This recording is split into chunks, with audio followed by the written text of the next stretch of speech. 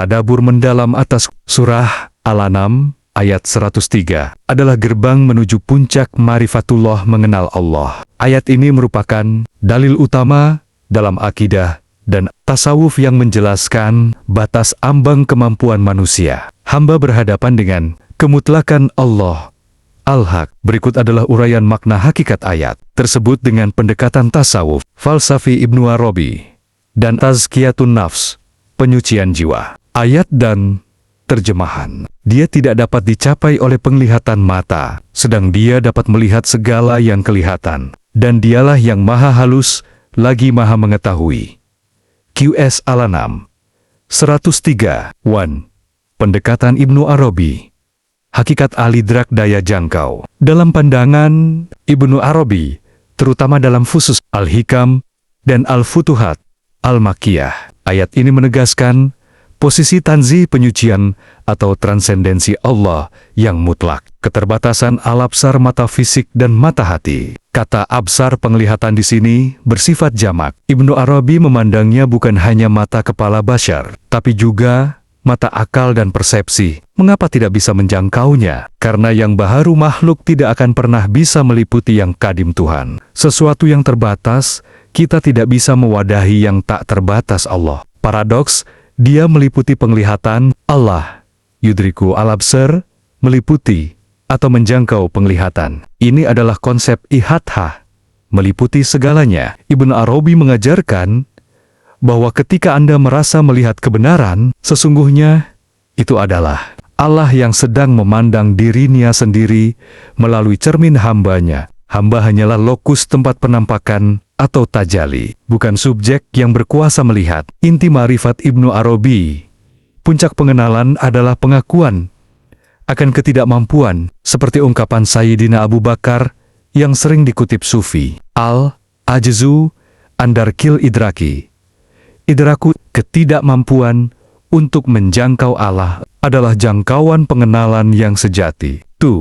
Pendekatan tazkiyatun nafs, menyingkap hijab dalam ranah penyucian jiwa, tazkiyatun nafs. Ayat ini adalah instruksi untuk menundukkan ego nafs, runtuhnya kesombongan spiritual. Nafs seringkali ingin melihat Tuhan agar merasa hebat atau mencapai makom wali. Ayat la tudrikuhu al-absar menghancurkan ego ini. Anda tidak bisa memaksa Tuhan hadir dalam visi Anda.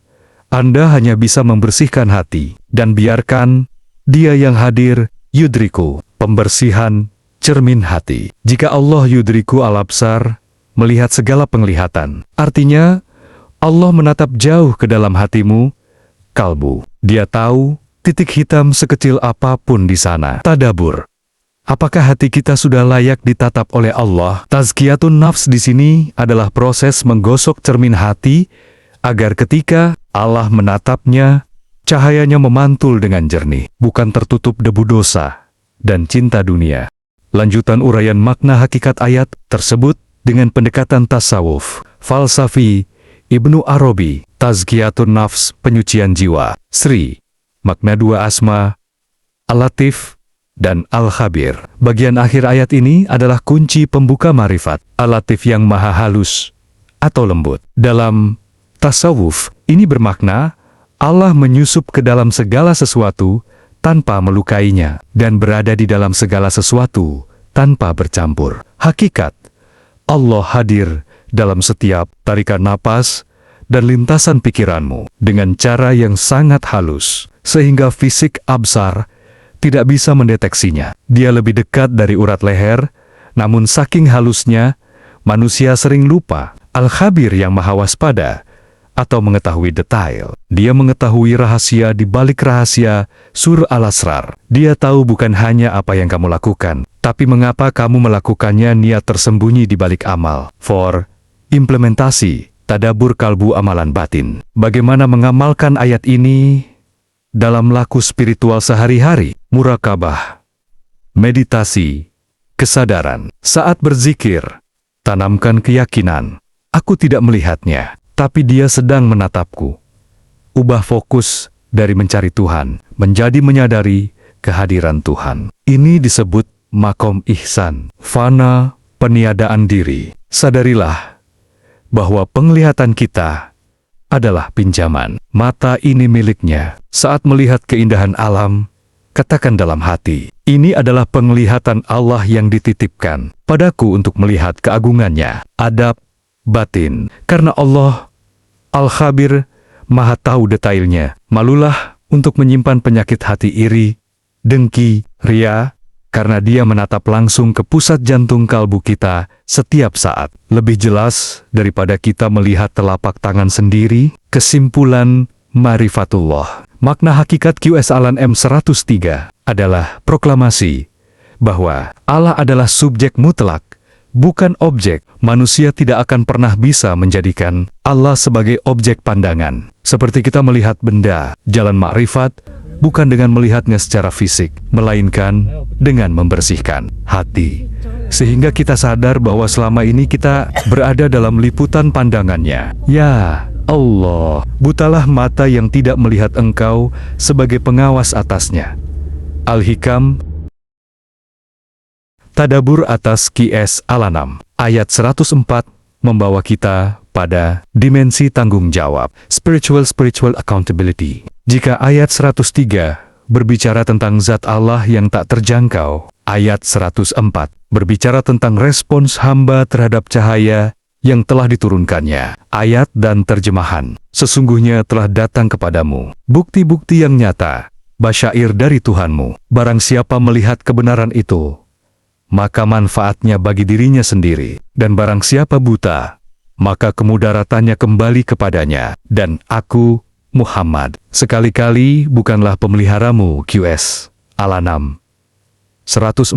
1. Pendekatan Ibnu Arabi, Istidat, kesiapan menerima cahaya. Dalam pandangan Ibnu Arabi, ayat ini menjelaskan tentang kapasitas wadah hamba dalam menerima tajali, penampakan Tuhan. Makna Baisyir, mata hati atau bukti. Baisyir adalah jamak dari Basyirah. Bagi Ibnu Arabi, ini adalah nur cahaya atau pengetahuan ilahiyah yang Allah pancarkan ke seluruh alam semesta. Cahaya itu sudah ada dan meliputi segalanya. Barang siapa melihat, barang siapa buta. Ini berkaitan dengan konsep ayan sabitah, entitas tetap atau bakat azali. Allah memberikan hujan cahaya yang sama. Namun, setiap tanah hati manusia menyerapnya dengan cara berbeda. Hakikat, jika engkau melihat kebenaran, itu karena cermin hatimu siap memantulkan cahayanya. Jika engkau buta, bukan karena matahari nia tidak bersinar, melainkan karena engkau menutup matamu sendiri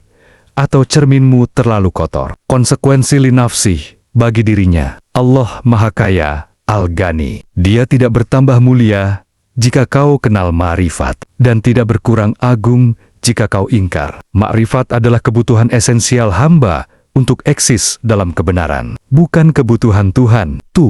Pendekatan Al-Khalaj, Al-Musyahadah, kesaksian yang membahayakan ego. Catatan, saya asumsikan Al-Haji merujuk pada Al-Khalaj. Sesuai konteks pertanyaan sebelumnya, jika merujuk pada ibadah haji, maknanya adalah perjalanan fisik menuju batin. Bagi Al-Khalaj, ayat ini adalah tantangan keberanian untuk menyaksikan Al-Haq, melihat Apsara sebagai fana. Dalam terminologi halai, melihat Apsara di sini bukan sekadar tahu dalil agama, melainkan menyaksikan musyahadah, kehadiran Tuhan hingga diri si pelihat sirna fi'i nafsihi, untuk dirinya. Manfaat terbesar melihat Tuhan adalah kematian ego. Bagi pecinta seperti Helai, kematian ego adalah hidup yang sejati baka. Keuntungannya adalah kebebasan dari penjara dunia. Buta, amia, sebagai tragedi. Kebutaan adalah ketika seseorang masih melihat selain Allah, agyar. Orang yang buta adalah orang yang masih terikat pada dualitas dirinya ada. Tuhan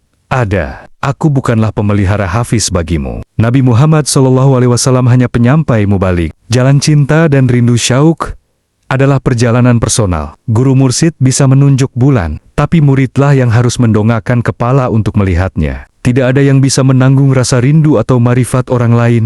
Sri, pendekatan tazkiyatun nafs, kebersihan lensa hati. Dalam praktik penyucian jiwa, ayat ini adalah landasan hukum tanggung jawab personal masuliyah, fardiyah, basyir versus basyar, mata hati versus mata kepala. Ayat ini menggunakan kata basyir, penglihatan batin. Banyak orang matanya sehat, tapi hatinya buta. Tazkiyah.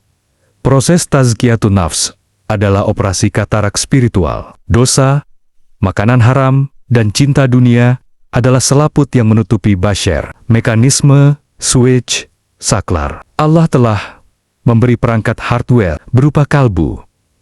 Allah juga mengirim sinyal software berupa wahyu atau basyir. Tugas hamba, menekan tombol on. Barang siapa yang mau membersihkan hati, dia akan melihat. Barang siapa membiarkan hatinya berkarat, dia akan buta. Pilihan itu ada di tangan hamba ikhtiar. Self-healing and self-harm. Fali nafsih, untungnya buat dia. Ketenangan, kebahagiaan, dan surga dirasakan sendiri. Alaiha, ruginya balik ke dia. Kegelisahan, kesempitan, hidup maisyatan danka, dan hijab dari Allah dirasakan sendiri. Keempat, intisari marifatullah gabungan. Hakikat marifatullah dalam QS Al-An'am 104 mengajarkan kemandirian spiritual, jangan bergantung pada amal guru atau kesalehan orang tua. Ma'rifat adalah pengalaman yang harus dicicipi zauk sendiri. Engkau harus makan agar kenyang, tidak bisa diwakilkan. Allah tidak membutuhkan kita. Ajakan ma'rifat adalah kasih sayang Allah agar kita selamat, bukan agar kerajaan Allah bertambah besar. Ketersediaan cahaya.